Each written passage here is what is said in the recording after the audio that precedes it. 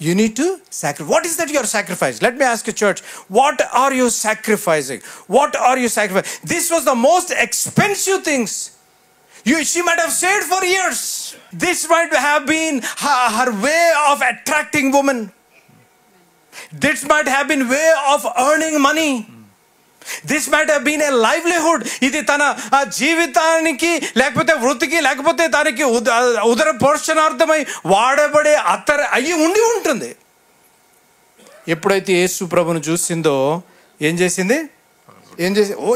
నేను అప్పుడప్పుడు అనిపిస్తుంది, అసలు వాట్ షీ వాస్ థింకింగ్.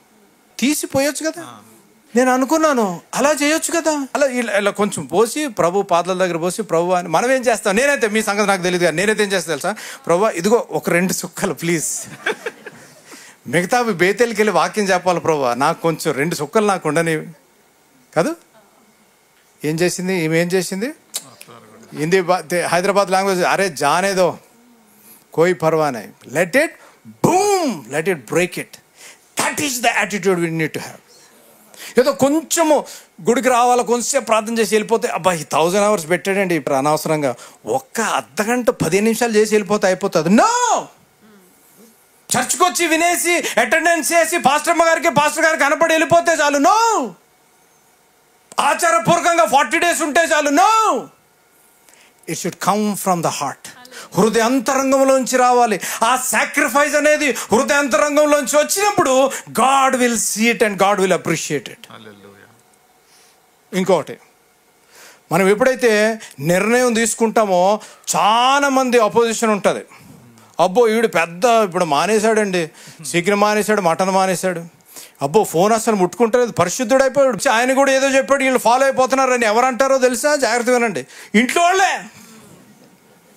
బయట ఎవరు అనవసరం లేదు మనల్ని, ఇంట్లో వాళ్ళే అంటారు.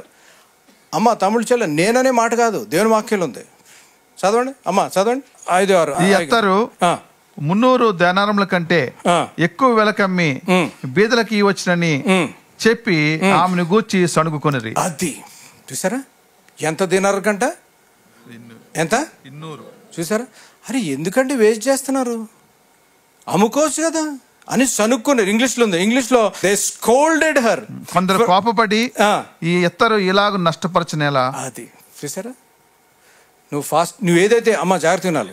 You need to take a stand today. That's the reason I prepared this message. Church members need to take a stand to sacrifice something this 40 days, to sacrifice something this Lent days.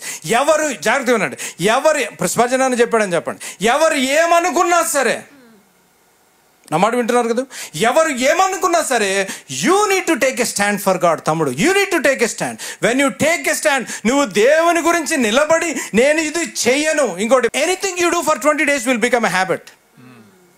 ప్రభు వారు 40 రోజులు ఇచ్చారు మనకి. హల్లెలూయా. 20 days చేస్తేనే habit అయిపోతే 40 days చేస్తే అలవాటైపోవాలా. Let me drive that. Whatever, భార్య అనవచ్చు, అబ్బో ఈయన ఎప్పుడు లేని భక్తి వచ్చేసిందండి అని అనవచ్చు, నో ప్రాబ్లం. నువ్వు చేసేది నువ్వు చేయి, దేవునితో నీకు కనెక్షన్. అమ్మ చెల్లెమ్మ నువ్వు అనవచ్చు, ఈయన ఎప్పుడు లేని రోజు తిట్టుకునేది, ఈమెకి 40 రోజులే భక్తి వచ్చేసింది అని అనవచ్చు, నో ప్రాబ్లం. ఇన్లాస్ అనవచ్చు, భర్త అనవచ్చు, భార్య అనవచ్చు, సంఘ సభ్యులు అనవచ్చు, నీ తోబుట్టులే నిన్ను అనవచ్చు. కానీ నువ్వు ఏం చేయాలి? Your I should be towards. Thank you. ఆమె కనులు యేసు వైపు ఉంది. వాళ్ళు ఎవరేమనుకుంటున్నారో, ఎవరు సనుక్కుంటున్నారో, ఎవరు కొనుక్కుంటున్నారో, she didn't care or bother. అక్కడ చూడండి, ఎవరు సనుక్కుంటున్నారో తెలుసా? యేసు ప్రభు శిష్యులే, యేసు ప్రభు శిష్యులే. సంగమా జాగ్రత్త, మీరు సనుక్కోకూడదు.